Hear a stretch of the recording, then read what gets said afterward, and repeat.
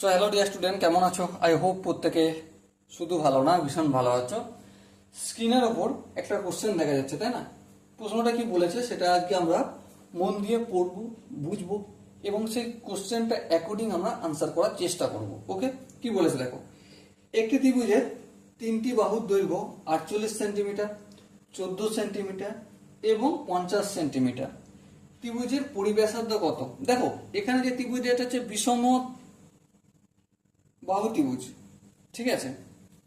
তাহলে চলো প্রথমে আমরা একটা ত্রিভুজ অঙ্কন করি। এই হচ্ছে ত্রিভুজ, সাপোজ এ বি সি।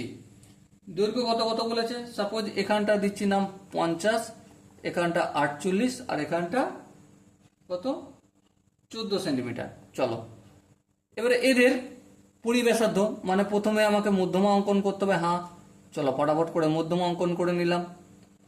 ওকে, মধ্যমা থেকে, মধ্যমাটার নাম দিচ্ছি ও।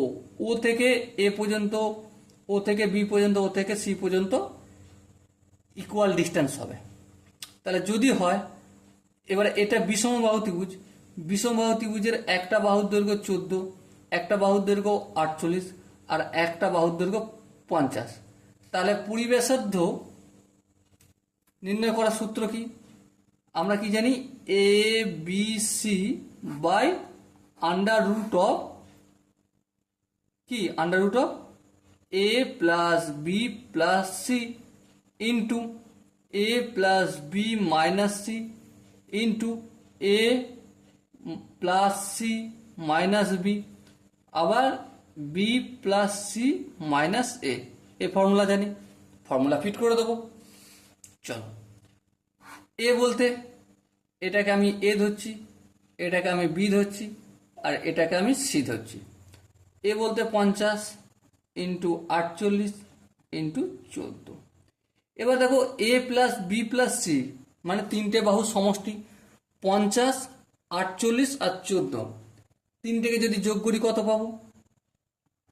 রুটের ভেতরে 50 আর 48 98, 98 আর 14 112 পেলাম। ওকে, ইন্টু এ প্লাস বি 50 আর 48 দুটোকে যোগ করলে কত পাবো? 50 আর 48 98 হবে। তা থেকে যদি 14 বিয়োগ করি 50 থেকে, 98 থেকে 14 বিয়োগ, তাই তো? চলো 98 মাইনাস 14, 4 কথা 4, 84 হবে। তাহলে এই 84 লিখে দিলাম ইন্টু এ প্লাস সি মানে 50 আর 14 যোগ করলাম। 50 আর 14 যোগ করলে 64 হয়। আচ্ছা, 64 থেকে আমি কত বিয়োগ করবো? 48 বিয়োগ করবো। 64 থেকে 48 বিয়োগ যদি করি, 8 কয় 14, 8 9 10 11 12 13 14 6, তাই তো? 16 হলো, লিখলাম ইন্টু। এবার দেখো B plus C, B plus C মানে 48 আর 14 যোগ করবো। 48 আর 14 যোগ করবো, তা থেকে 50 বিয়োগ করবো, তাহলে কত হবে? 12 হবে। ওকে, সো পেলাম আমরা কি? দেখো এবার একটু কাজ আছে।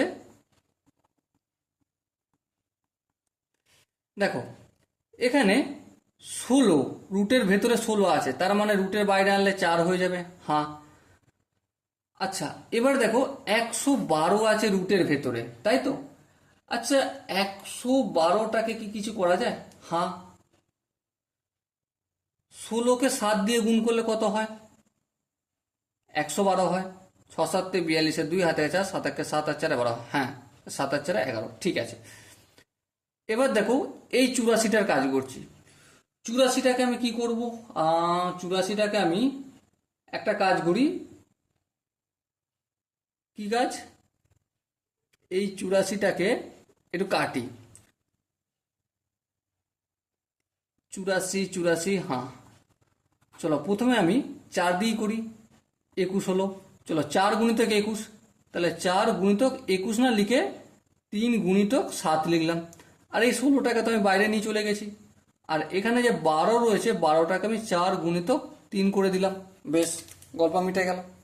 এবার দেখো 50 গুণিতক 48 গুণিতক 14, এই 4টা যেমন বাইরে আছে থাকলো। হ্যাঁ, এই 16টা যদি বাইরে আসে কি হয়ে যাবে, 4 হয়ে যাবে।